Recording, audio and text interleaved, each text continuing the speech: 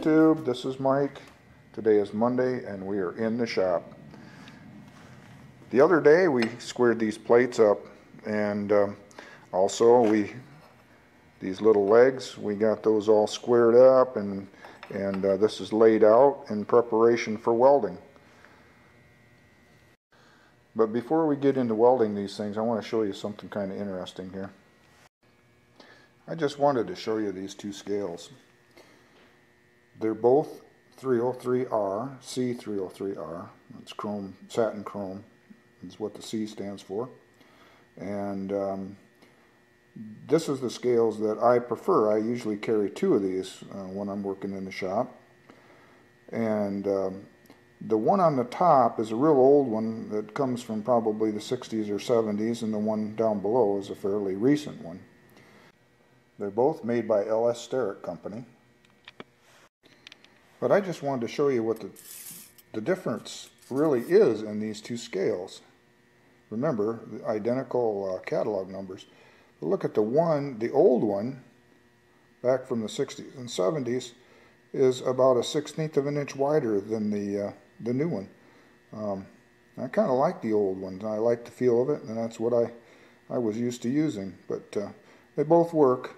The one on the top says made in Great Britain, and the one down below says made in Athol, Massachusetts.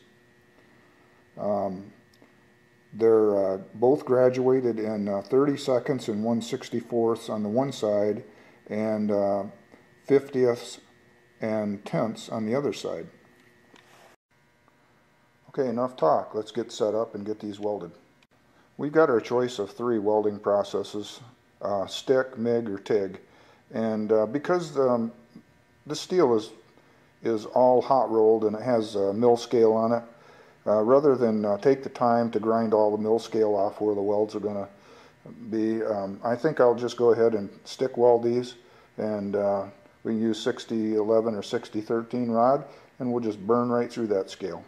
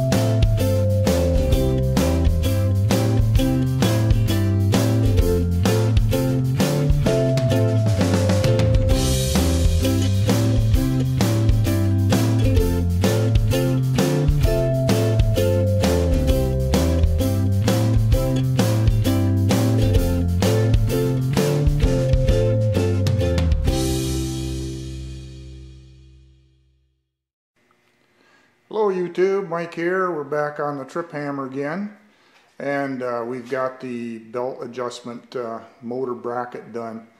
I'll show you a little bit here. These screws here, there's 4 of those, and they allow for aligning the motor to the pulley to take up any variation in the bottom plate here. And of course these 4 here are the hold downs.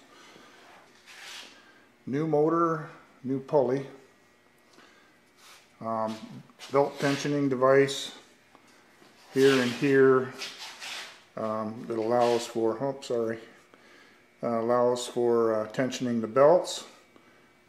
Loosen this screw up, this screw up, this screw up, and this will rotate up and down, and then you just hold tension and lock the screws up, and Bob's your uncle. Next up, what to do for a guard to protect this belt, and also a guard to protect against any spring breakage here. Here's something else we have to address on this trip hammer.